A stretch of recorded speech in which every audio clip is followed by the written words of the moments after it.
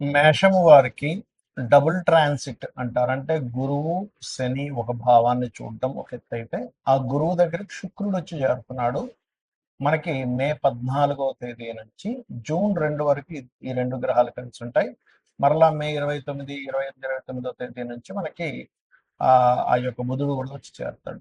So ఇక్కడ double transit ఉంటూ శుక్రుడి యొక్క సంబంధం కలగడం వలన మీకు కలిగేటువంటి మంచి ఫలితాలు ఏమిటి, ఏ విషయాల పట్ల మీరు జాగ్రత్తగా ఉండాలి అనేటువంటి అంశాలు చెప్తుందనే నేనప్పటికీ చెప్పిస్తుంది సాక్షాత్ లలిత అమ్మవారిగా భావిస్తూ ఆ లలితాంబిక అమ్మవారి యొక్క అనుగ్రహం మీకు పరిపూర్ణంగా కలగాలని మనస్ఫూర్తిగా కోరుకుంటూ, ఇక్కడ ఏంటంటే ఎప్పుడైతే శని 12వ స్థానంలో ఏలినాటి శనిలో ఉంటూ భాగ్యభావాన్ని చూస్తుంది, గురువు కూడా 3వ భావంలో ఉంటూ భాగ్యభావాన్ని చూస్తున్నందుకు మీకు పర్టికులర్గా ఇప్పుడు బ్యాంక్ సమస్యలు కొన్ని ఉంటాయి. బ్యాంక్ నుంచి ఓడీ లభించడం కానీ, బ్యాంక్ వాళ్ళు సపోర్ట్ చేయాల్సినవి కానీ ఇలా ఉంటాయి. ఇటువంటి వాటికి చక్కటి అనుకూలమైనటువంటి వాతావరణం ఇస్తుంది. రెండవది ఏమిటి అంటే, కొంతమంది చూడండి హయ్యర్ ఎడ్యుకేషన్ వేరే ప్రాంతానికి వెళ్ళి ఒక అంటే ఏదైనా ఒక పిహెచ్డీస్ లాంటివి చేసేటువంటి వారికి, ఉన్నత విద్యా సంబంధించినవి ఏవైతే గతంలో ఆగిపోయినా మళ్ళీ బ్యాక్లాగ్స్ అయిపోయినా మళ్ళీ చదవడానికి చాలా అనుకూలంగా ఉంటుంది. మరియు ఎప్పుడైతే మీకు ఈ శని గురువులు ఇద్దరూ కూడా 9వ భావాన్ని చూస్తారో, ఇక్కడ ఇచ్చే రిజల్ట్ ముఖ్యంగా పుణ్యక్షేత్ర దర్శనం వల్ల కొన్ని ఇబ్బందులు అనేటువంటివి కూడా తగ్గుతాయి, గుర్తుపెట్టుకోండి. అదేవిధంగా తండ్రి నుంచి, గురువుల నుంచి సపోర్ట్ లభించడము. ఎప్పుడైతే 3వ భావంలో కూడా 2 శుభగ్రహాలు ఉన్నాయో, దీని మూలంగా ఏమిటి అంటే మనకి చూడండి, ఏదైనా గతంలో ఏర్పడినటువంటి కొన్ని గొడవలు కావచ్చు, ఇబ్బందులు కావచ్చు, ఈ యొక్క విషయంలో సామరస్యంగా మరలా మీరు మాట్లాడుకొని సెట్ చేసుకోవడానికి ఈ 14 మే నుంచి 2 జూన్ వరకు ఉండేటువంటి గ్రహస్థితి డబల్ ట్రాన్సిట్ వల్ల 2 శుభగ్రహాలు కలవడం వల్ల ఇటువంటి ఫలితాలు ఇస్తుంది. దాని తర్వాత కూడా బుధుడు శుక్రుడు కలిసి ఉంటున్నాడు, అదొక 10-15 రోజులు ఎక్స్ట్రా వస్తుంది 2 జూన్ తర్వాత కూడా. గురువు చూడడం అనేటువంటిది వేరు. అదే విధంగా ఎప్పుడైతే గురువు 2వ తేదీ నుంచి కర్కాటకంలోకి వెళ్ళిపోతున్నాడు, ఎప్పుడైతే కర్కాటకంలోకి మారుతున్నాడో దశమ స్థానాన్ని చూస్తాడు, అక్కడి నుంచి మీకు ఉద్యోగ అభివృద్ధి యోగం అనేటువంటిది యాక్టివ్ అవుతుంది. ఇక మీరు నిత్యము చేయవలసిన దేవతారాధన ఎటువంటి విషయాల్లో జాగ్రత్తగా ఉంటారు అంటే, పంచమంలో కేతు ఉన్నాడు కాబట్టి నిర్ణయాలు తీసుకునే విషయంలోని, ప్రేమ వ్యవహారాలు, కొత్త ఫ్రెండ్స్ని ఎవరినైనా మీరు కలిసి ఏదైనా పనిచేసే విషయాల్లోని కాస్త జాగ్రత్తగా ఉండాలి. ఇక్కడ వివాహ సంబంధించిన విషయాలు కూడా ముందుకు కదులుతాయి, ఎందుకంటే గురువు యొక్క దృష్టి ఉంది కాబట్టి. మరియు ఇన్వెస్ట్మెంట్స్ చేసే విషయంలో లాంగ్ టర్మ్ ఇన్వెస్ట్మెంట్స్ చేయండి, షార్ట్ టర్మ్ ఇన్వెస్ట్మెంట్స్ అనేవి అస్సలు చేయకండి. 12వ స్థానంలో శని ఉంటూ ఎల్నాడు శని నడుస్తుంది కాబట్టి గోశాలకు వెళ్ళి గోవులకు కాస్త బెల్లం తినిపించడము, మరియు నువ్వులు దానంగా ఇవ్వడము, నూనె ముఖ్యంగా ఆయిల్ దానంగా ఇవ్వడం చేయండి, అన్ని విధాలు బాగుంటుంది. ఈ గ్రహాల యొక్క కలయికలు మన జన్మజాతకంలో కూడా ఏర్పడుతుంటాయి. మొత్తం 2 గ్రహాల కలయికలు 35 కాంబినేషన్స్ ఉంటాయి, గుర్తుపెట్టుకోండి. ఇందులో ఫలకృతం ఇచ్చేటువంటి కాంబినేషన్ ఉంటుంది, మధ్యస్థంగా అంటే ఆ యొక్క కాంబినేషన్ మీకు మంచి చేస్తుంది, కొంత ఇబ్బంది ఇస్తుంది, కొన్ని బాగా ఇబ్బందిని ఇచ్చేటువంటివి ఉంటాయి. ఆ 35 కాంబినేషన్స్లో మంచివి ఇచ్చేవి ఎలాగో మనకేం పెద్దగా ఇబ్బంది పడాల్సిన అవసరం లేదు. గురు శుక్రుడు, శుక్ర బుధులు, లేకపోతే శని శుక్రులు, రాహువు శుక్రుడు, ఇలా రకరకాల కాంబినేషన్స్ ఉన్నాయి మంచి ఇచ్చేవి. గురువు రవి, గురువు రవి ఉంటే ట్యూషన్ పెరుగుతుంది, ఆ జీవాత్మ సంయోగం అంటే ఇలాగా ఉన్నాయి. మరి మీడియంగా ఉండేవి కొన్ని ఉంటాయి, కానీ ఇబ్బంది ఇచ్చేవి కొన్ని ఉంటాయి. అంటే శనికేతు అంటే వాళ్ళకి ఎప్పుడైనా శనికేతు ఎవరికైనా ఉన్నప్పుడు వాళ్ళు ఉద్యోగం చేయకూడదు, గుర్తుపెట్టుకోండి. అది 159 యాక్సెస్లో ఉన్నా కలిసి ఉన్న 159 యాక్సెస్లో ఉంటే కొంత 75% పనిచేస్తుంది, కలిసి ఉంటే 100% పనిచేస్తుంది. అలాంటప్పుడు వాళ్ళకి దేని ద్వారా ధనయోగం ఉందో చూసుకుని వ్యాపారంలోకి వెళ్ళిపోవడం మంచిది. ఎందుకంటే స్వేచ్ఛాయోగం అంటారు శనికేతువుల కలయిక, కాబట్టి వ్యాపారం చేస్తూ ఉండాలి శనికేతువులు ఉంటాయి. కొంతమంది కుజరాహులు ఉంటారు, విపరీతమైన అగ్రెసివ్, అలాంటి వాళ్ళు మీరు గొడవలకి వెళ్ళకపోతేనే మీరు అభివృద్ధి చెందుతారు, లేకపోతే గొడవ అవుతూ ఉంటుంది ఎప్పుడు కూడా. శని కుజ, ఇది కూడా ఒక మాట తప్పు చేయరు వీళ్ళు, మాట అంటే పడరు. శని కుజులు ఉంటే కూడా అగ్రెసివ్, గొడవ పెట్టేసుకుంటారు.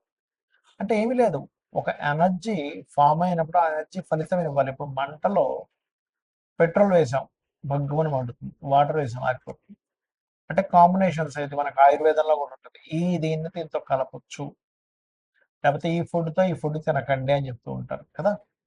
అలాగే మనకి మనకి కెమికల్ వీటిల్లో కూడా చూడండి కొన్ని కొన్ని కెమికల్ రియాక్షన్స్ జరుగుతూ ఉంటాయి. అంటే ఒకదాన్ని ఇంకో దాంతో కలిపినప్పుడు ఒక రకమైనది వస్తుంది. ఒక దాని నుంచి ఒకటి తీసేసినప్పుడు ఇంకో రకమైనది వస్తుంది. అలాగే గ్రహాలకు కూడా ఇప్పుడు కుజుడు, రాహువు అనుకోండి ఇదొక సర్పదోషం. మళ్ళీ రవి, రాహువు అయితే పితృదోషం అంటారు. ఇలా ఏంటంటే ఫస్ట్ మీరు ఎప్పుడైనా సరే జన్మజాతకంలో ఒక 8 బ్యాడ్ కాంబినేషన్స్ ఉంటాయి. శనికేతువులు, కుజరాహువులు, కుజరవి కుజరవి కాదులెండి. రవి, రాహువులు, అదేవిధంగా శని కుజ, బుధ కుజ ఈ రకంగా ర ఉంటాయన్నమాట. శని శుక్రకేతు ధనహీనత యోగం. అయితే ఇందులో మళ్ళీ అమ్మవారిని ఆరాధించిన, ఇంకా లక్ష్మీ గణపతిని ఆరాధించిన మళ్ళీ అద్భుతమైన ధనయోగంగా మారుతుంది. ఇవి ఒక్కొక్క భావంలో ఉంటే ఒక్కొక్క ఫలితాలు ఇస్తాయి. ధనస్థానంలో ఉంటే ధనం మీద ఎఫెక్ట్ చూపిస్తూ ఉంటుంది. సప్తమం మీద ఉంటేనేమో వివాహం మీద చూపిస్తుంటుంది. 12 మీద ఉంటే ఇన్వెస్ట్మెంట్స్ మీద చూపిస్తూ ఉంటుంది. 4 మీద ఉంటే ఒక్కోసారి యాక్సిడెంట్స్ మీద చూపిస్తుంటుంది, లేదా ప్రాపర్టీ మీద చూపిస్తుంటుంది. పంచమంలో ఉంటే ఏమో సంతానం మీద, 7వ భావంలో ఉంటే జీవిత భాగస్వామి మీద, 12లో ఉంటే వివాహ జీవితం మీద, అష్టమంలో ఉంటే యాక్సిడెంట్స్ మీద, భాగ్యంలో ఉంటే తండ్రి గారి ఆలోచన విధానం, తండ్రి గారి యొక్క నేచర్ మీద ఇలా చూపిస్తూ ఉంటుంది. అయితే ఇక్కడ ఈ కాంబినేషన్ ఉన్నంత మాత్రం నుంచి మనం భయపడ్డాం కాదు. ఆ కాంబినేషన్ ఉన్నటువంటి మహాదశ వచ్చిందా లేదా, ఆ కాంబినేషన్ ఎంత బలంగా ఉంది. ఒక్కోసారి మన గ్రహాలు చూడడానికి రెండో ఒక రాశిలో ఉన్నట్టుంటాయి. ఇదేమో 1 డిగ్రీలో ఉంటుంది, ఇదేదో 29 డిగ్రీలో ఉంటుంది. అప్పుడు కలవదు. ఎందుకంటే చాలా ఎక్కువ డిగ్రీలు ఉంది. కాబట్టి మీకు అది కనీసం 10 డిగ్రీల లోపల ఉండాలి. 10 డిగ్రీలు మినిమం ఉంటేనే దాని ప్రభావం ఎక్కువగా ఉంటుంది. లేదా ఒక్కొక్కసారి పక్కపక్క రాశుల్లో ఉన్నట్టుంటాయి కానీ ఇదొక రాశి అదొక రాశిలో నక్షత్ర సంబంధం ఉంటుంది. అంటే ఉదాహరణకి ధనిష్ట నక్షత్రం, మృగశిర నక్షత్రము, లేకపోతే ఈ కుజ నక్షత్రాలు 2 పాదాలు అందులో 2 పాదాలు ఇందులో ఉంటుంటాయి. లేదా గురు నక్షత్రాలు కూడా పునర్వసు, విశాఖ లేదా పూర్వభద్రం 3 పాదాలు ఒక దాంట్లో ఉంటే 4వ పాదం ఇంకో రాశిలో. ఆ రకంగా పాదాలు మారినప్పుడు రవి నక్షత్రాలు కూడా ఇప్పుడు కృత్తిక ఉంది. కృత్త 1వ పాదం మేషంలో ఉంటే 2, 3, 4 పాదాలు వృషభంలో ఉంటుంది. అదేవిధంగా ఉత్తరాషాఢ కూడా ఉంటాయి. 1వ పాదం ఒక దాంట్లో ఉంటే సింహంలో ఉంటే 3 పాదాలు కన్యలో ఉంటాయి. ఉత్తరాషాఢ కూడా 1వ పాదం మకరంలో ధనస్సులో ఉంటే మకరంలో మరో 3 పాదాలు.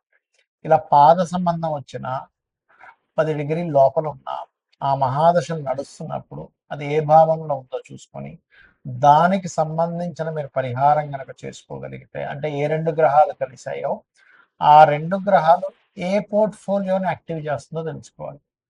ఆ సమయం ఎప్పుడు వస్తుందో తెలుసుకోవాలి. అది మహాదశ, అంతర్దశాలు కొన్ని సార్లు ఎలా ఉంటుందంటే అసలు ఆ దశే రాదు కొన్నిసార్లు.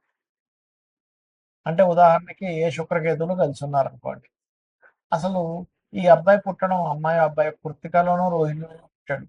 ఆయన కేతు మహాదశ రావాలంటే దాదాపుగా 110 సంవత్సరాలు పడుతుంది. ఎప్పుడు ఆ 110 సంవత్సరాలు అప్పుడు వస్తే ఏంటి, రాకపోతే ఏంటి. మనకి ఏ దశలైనా 70-80 సంవత్సరాల వరకే గుర్తుపెట్టుకోండి. 70-80 తర్వాత అన్నీ కూడా కర్మ సంబంధించినవి నడుస్తూ ఉంటాయి.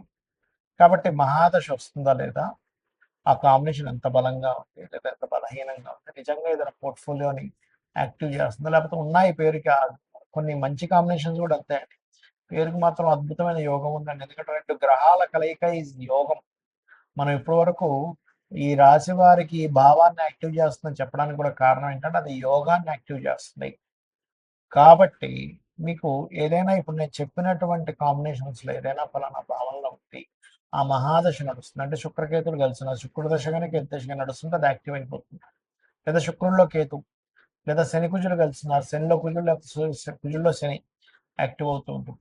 అదేవిధంగా రవి రాహువు కుజుడు, శనికేతువులు ఇలా అది యాక్టివ్ అయినప్పుడు దానికి సంబంధించిన దానం ఇవ్వండి. ఖచ్చితంగా మీరు చాలా పెద్ద ఎఫెక్ట్ నుంచి బయటపడతారు. దానికి సంబంధించిన దానం ఇవ్వడం. ఇప్పుడు శనికేతులు ఉన్నారు, వెంకటేశ్వర స్వామి ఆలయానికి వెళ్ళడం. కుజరాహులు ఉన్నారు, నరసింహస్వామి లేదా దుర్గా ఆలయాలకు వెళ్ళడం. రవిరాహులు ఉన్నారు, పితృదేవత ఆరాధన చేయడము మరియు సూర్యాలయాలు, దుర్గా ఆలయాలకు వెళ్ళడం. బుధకుజులు ఉన్నారు, విష్ణు సహస్రనామాలు చదువుకోవడము మరియు లక్ష్మీ నరసింహస్వామి ఆరాధన కూడా చేసుకోవచ్చు అక్కడ. మరియు అదేవిధంగా కుజరాహులు ఉన్నారు, నరసింహస్వామి ఆరాధన చేయడం. లేదా రుద్రం చదువుకోవడం ఇవి చేసినట్లయితే ఖచ్చితంగా మీకు అన్ని విధాలా బాగుంటుంది.